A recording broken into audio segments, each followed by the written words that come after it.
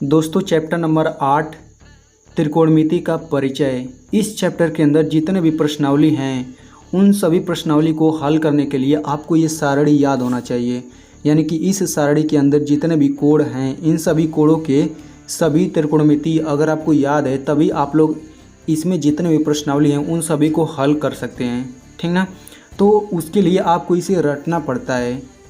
तो हम लोग इस वीडियो के अंदर ये जानने वाले हैं कि इन त्रिकोणमिति अनुपातों का मान कैसे निकालते हैं त्रिभुज की मदद से, ठीक ना।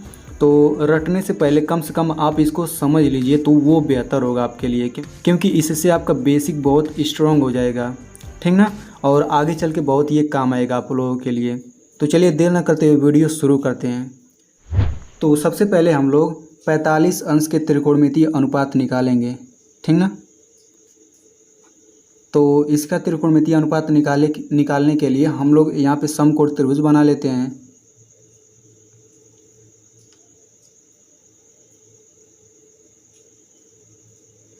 ये हो गया हमारा समकोण त्रिभुज, ये है 90 डिग्री। इसका नाम हम लोग दे देते हैं ABC।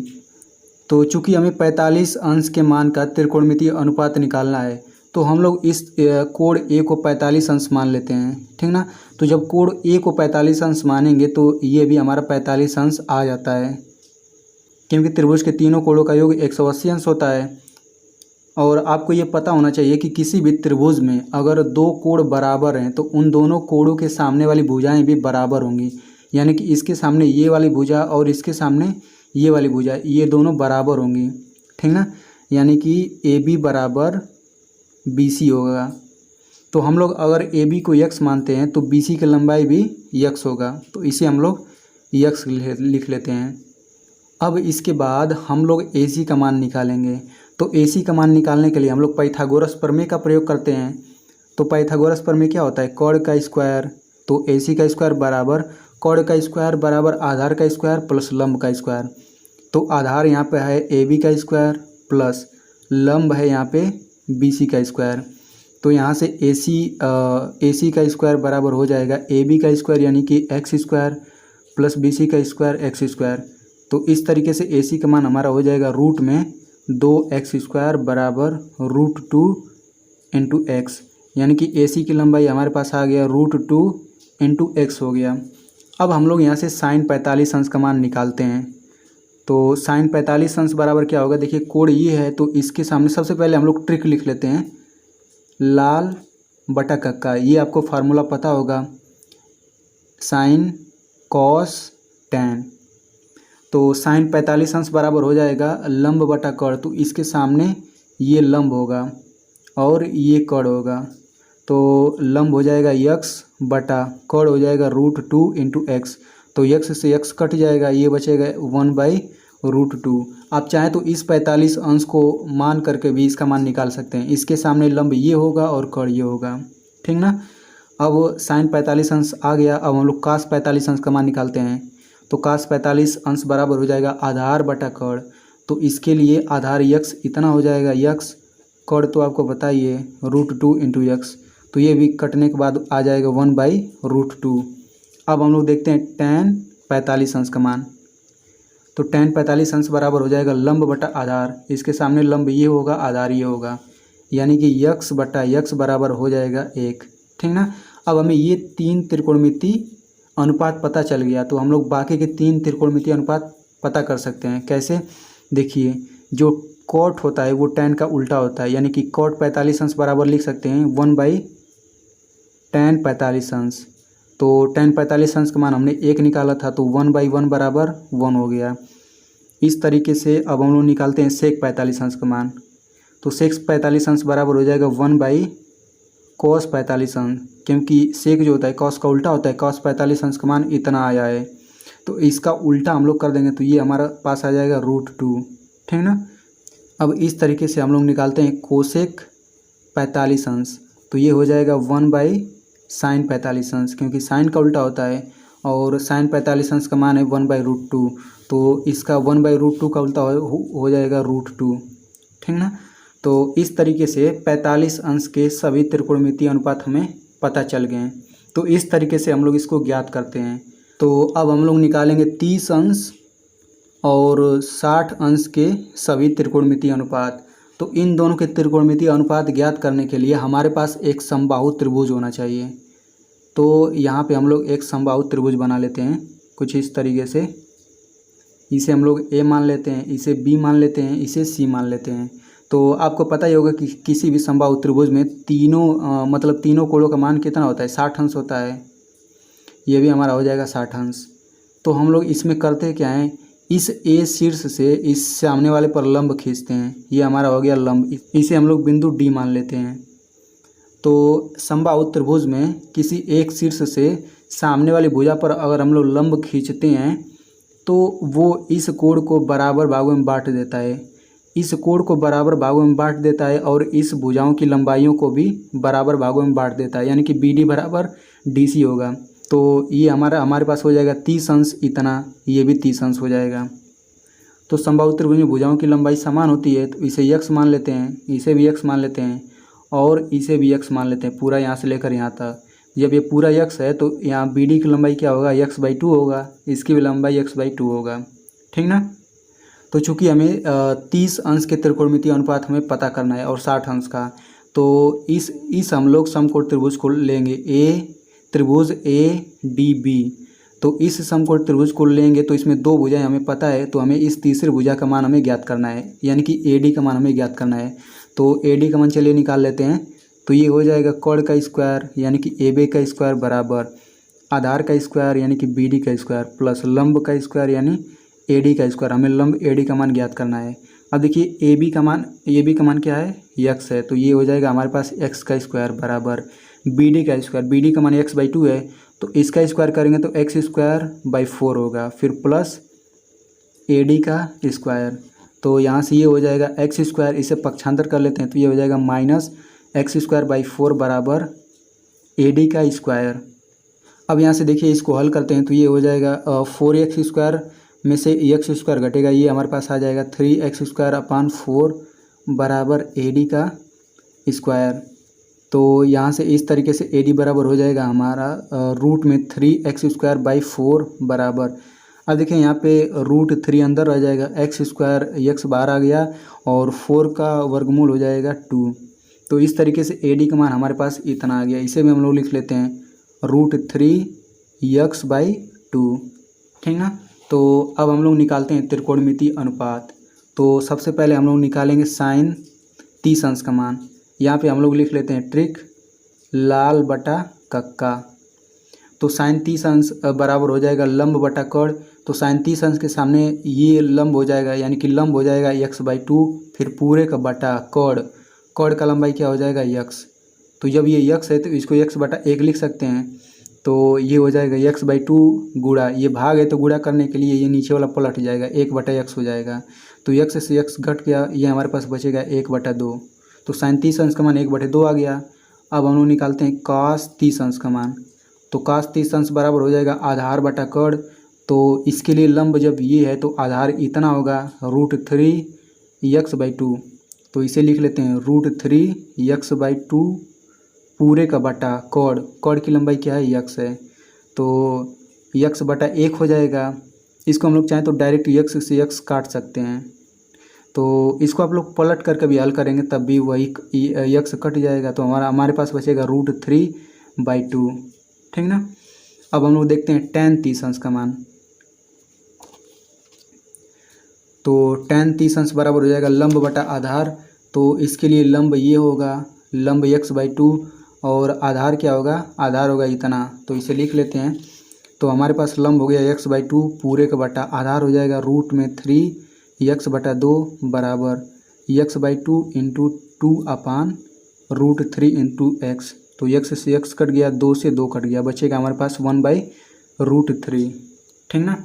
तो इस तरीके से ये तीनों त्रिकोणमितीय अनुपात हमें पता चल गया। तो अब हम लोग निकाल सकते हैं cot 30 अंश का मान। तो cot 30 अंश का मान क्या होगा, इसका उल्टा, यानी कि इसका उल्टा कर देंगे तो ये हो जाएगा √3। इसी तरीके से अब हम लोग sec 30 अंश का मान निकालेंगे। तो sec 30 अंश का मान हो जाएगा इसका उल्टा 2/√3, ठीक ना। अब हम लोग निकालते हैं cosec 30 अंश का मान। cosec 30 अंश बराबर हो जाएगा 1/sin 30 अंश, यानी कि इसका मान आ जाएगा 2। तो इस तरीके से 30 अंश के सभी त्रिकोणमितीय अनुपात निकाल चुके हैं। अब चलिए हम लोग 60 अंश के सभी त्रिकोणमितीय का मान निकालते हैं। तो आप लोग देख सकते हैं इसी त्रिभुज में यहाँ पे 60 अंश दिया गया है, ठीक ना। तो हम लोग सबसे पहले साइन 60 अंश का मान निकालते हैं। तो साइन 60 अंश बराबर हो जाएगा लंब बटा कड़, तो इसके सामने ये लंब होगा, कड़ ये होगा, तो √3 यक्स बटा 2 पूरे का बटा यक्स, तो यक्स से यक्स कट जाएगा, ये बचेगा √3/2। अब हम लोग निकालते हैं कास 60 अंश का मान। तो कास 60 अंश बराबर हो जाएगा आधार बटा कड़, तो आधार ये हो जाएगा, कड़ ये हो जाएगा, आधार x/2 पूरे का बटा यक्स, तो यक्स से यक्स कट गया, ये आ जाएगा 1/2। अब हम लोग निकालते हैं tan 60 अंश का मान। तो tan 60 अंश बराबर हो जाएगा लंब बटा आधार, तो इसके सामने लंब ये है, आधार ये है, तो √3 x/2 पूरे का बटा x/2, ठीक ना। तो ये कटने के बाद आ जाता है, इसे इस तरह लिख लेते हैं √3 × x/2 × 2/x, यक्स से यक्स कट गया, 2 से 2 कट गया, ये हमारे पास आ गया √3, ठीक ना।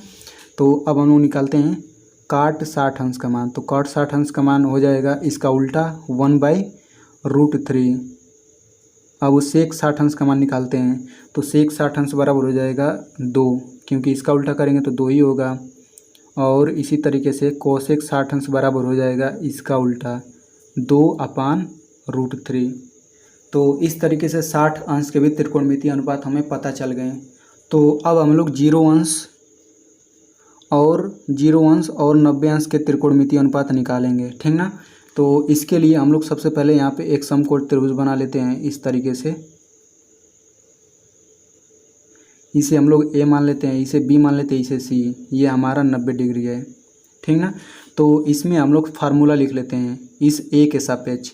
तो सबसे पहले हम लोग लिखेंगे साइन ए बराबर क्या होगा, तो यहाँ पे ट्रिक लिख लेते हैं लाल बटा कक्का।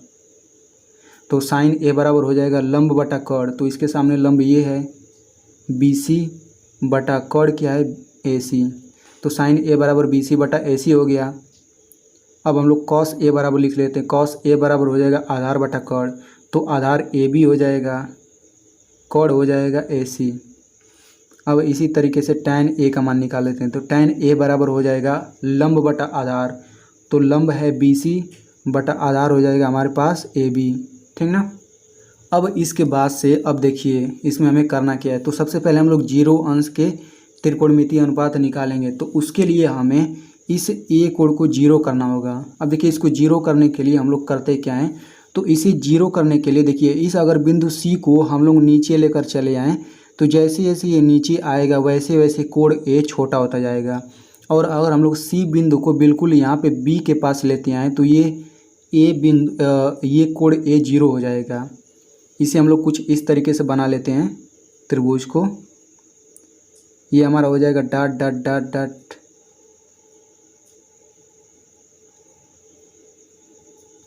ये B बिंदु है, ये A बिंदु है, ठीक ना।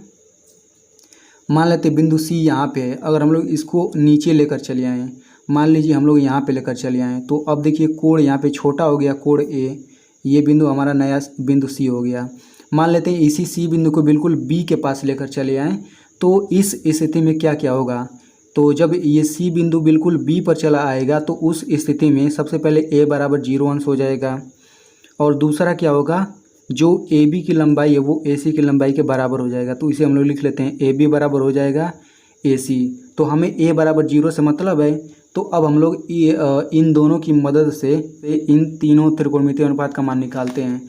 तो सबसे पहले हम लोग A बराबर इसमें 0 रखते हैं, तो ये हो जाएगा साइन 0 अंश बराबर BC बटा AC, ठीक ना। तो लिख लेते हैं BC बटा AC। अब देखिए इसमें BC की लंबाई क्या होगा, चूँकि C बिंदु यहाँ पे चला आया है, यानी कि BC की लंबाई 0 हो जाएगा। तो इसे हम लोग लिख लेते हैं BC बराबर 0। तो ये हमारे पास हो जाएगा 0 बटा AC, ये हो जाएगा 0। तो इस तरीके से साइन 0 अंश का मान 0 आ गया, ठीक ना। अब हम लोग निकालते हैं कास 0 अंश का मान। तो कॉस चूँकि A बराबर 0 हमने रखा है, तो इसके बराबर है AB बटा AC, AB बटा AC है। अब देखिए ए बी बराबर ए सी है, तो हम लोग इस ए बी की जगह ए सी लिख सकते हैं। तो ये हो जाएगा ए सी बटा ए सी, ये कटने के बाद एक आ जाएगा। तो इस तरीके से cos 0 अंश का मान एक आता है, ठीक ना। अब हम लोग निकालते हैं tan 0 अंश का मान। तो यहाँ पे a बराबर हमने 0 रख दिया, तो ये हमारे पास हो जाएगा बी सी बटा ए बी, बी सी बटा ए बी। अब इसमें आप लोग देखिए बी सी का मान 0 है, तो यहाँ पे हमने 0 रख दिया, बी सी का मान 0 है, ये हो जाएगा ए बी। अब ये हल करने के बाद 0 आता है, यानी कि tan 0 अंश का मान 0 हो गया। अब हम लोग इसका उल्टा निकालते हैं, तो cot 0 अंश बराबर हो जाएगा 1/tan 0 अंश, ठीक ना। तो ये देखिए tan 0 अंश का मान हमने 0 निकाला है, तो 1/0 हो जाएगा। अब यहाँ पे देखिए अगर हम लोग किसी भी संख्या में 0 से भाग दें तो वो हमारे पास अनंत आता है। किसी भी संख्या में अगर हम लोग 0 से भाग देंगे तो उसका मान अनंत के बराबर आता है, और अनंत को हम लोग अपरिभाषित भी कहते हैं, ठीक ना। अनंत को हम लोग अपरिभाषित भी कहते हैं। तो cot 0 अंश बराबर हो जाएगा अपरिभाषित। अब इसके बाद से हम लोग निकालते हैं sec 0 अंश का मान। तो sec 0 अंश बराबर हो जाएगा 1/cos 0 अंश। तो cos 0 अंश का मान 1 है, तो 1/1 बराबर 1। तो sec 0 अंश बराबर 1 आ गया। अब हम लोग निकालते हैं cosec 0 अंश का मान। तो cosec 0 अंश बराबर हो जाएगा 1/sin 0 अंश, और ये हो जाएगा 1/0। तो ये भी हमारे पास आएगा अनंत, यानी कि अपरिभाषित। तो इस तरीके से 0 अंश के भी हमने सभी त्रिकोणमितीय अनुपात प्राप्त कर लिया। अब हम लोग चलिए निकालते हैं 90 अंश के त्रिकोणमितीय अनुपात। तो अब हम लोग 90 अंश के सभी त्रिकोणमितीय अनुपात का मान निकालते हैं, ठीक ना। तो यहाँ से लेकर ऊपर, ये ऊपर वाला तो सेम ही रहेगा, यानी कि त्रिभुज ए बी सी ऐसे ही समकोण त्रिभुज बनाएंगे। इसमें साइन ए का मान निकालेंगे इतना, कॉस ए का मान इतना निकालेंगे, टेन ए का मान इतना निकालेंगे, ठीक ना। तो अब हमें इस ए कोण को 90 अंश करना है, तभी हम लोग 90 अंश के त्रिकोणमितीय अनुपात निकाल सकते हैं। तो अब देखिए इस ए को 90 अंश करने के लिए हम लोग क्या कर सकते हैं। अगर हम लोग इस बिंदु ए को इसके सीध में इधर लेकर चले आए, यानी कि जैसे जैसे लेकर आएंगे वैसे वैसे कोण ए बड़ा होता जाएगा, और जैसे ये बी पर पहुँचेगा ये पूरा 90 अंश का हो जाएगा, ठीक ना। तो इसे हम लोग कुछ इस तरीके से बना लेते हैं।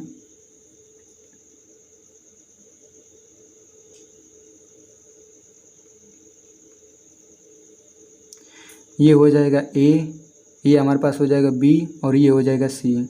तो हम लोग मान लेते हैं ये जो ए बिंदु है इसे हम लोग यहाँ पे लेकर चले आए, बिल्कुल पास में, ये हो गया। अब नया बिंदु ए हो गया यहाँ पे, और इस तरीके से। तो जो ये कोण है अगर हम लोग बिल्कुल इस ए बिंदु को यहाँ पे लेते हैं तो ये 90 अंश का हो जाएगा, ठीक ना।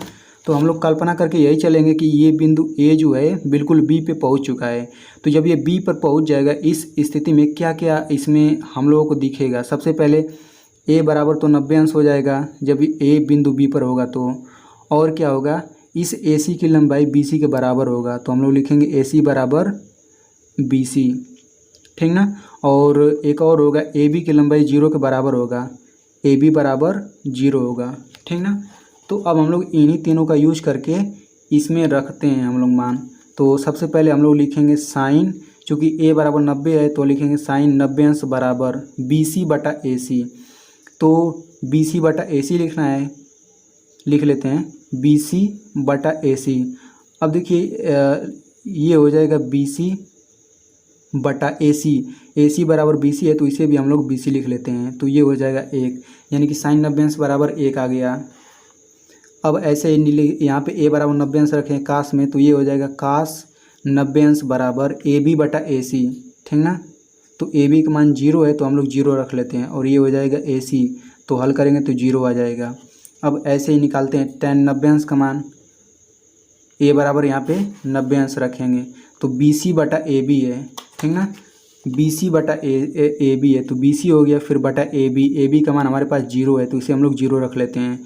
तो किसी भी संख्या में 0 से भाग देंगे तो ये कितना आता है, वो आता है अनंत आता है, यानी कि अपरिभाषित आता है। तो इस तरीके से ये तीनों त्रिकोणमितीय अनुपात हमें पता चल गए। अब हम लोग निकालते हैं cot 90 अंश का मान। तो cot 90 अंश बराबर हो जाएगा 1/tan 90 अंश। तो ये हो जाएगा 1/∞। अब देखिए किसी भी संख्या में अगर हम लोग अनंत से भाग दें तो वो 0 के बराबर आता है। तो cot 90 अंश बराबर हमारे पास 0 आ गया। वैसे ही सेक 90 अंश बराबर हो जाएगा 1/0। तो ये हमारे पास हो जाएगा अनंत, और कोसेक 90 अंश बराबर हो जाएगा 1/1 बराबर 1। तो दोस्तों इस तरीके से हमने सभी त्रिकोणमितीय अनुपातों का मान त्रिभुज की मदद से ज्ञात कर लिया है। तो हम लोग अगली वीडियो में हम लोग ये सीखेंगे कि इनको कैसे याद करें। तो दोस्तों अगर आप ऐसे ही कक्षा 10 के एनसीईआरटी मैथ को बिल्कुल बेसिक रूल के साथ छोटी छोटी चीज़ें समझ करके पूरी प्रश्नावली को हल करना चाहते हैं तो आप मेरे चैनल को सब्सक्राइब कर लीजिए।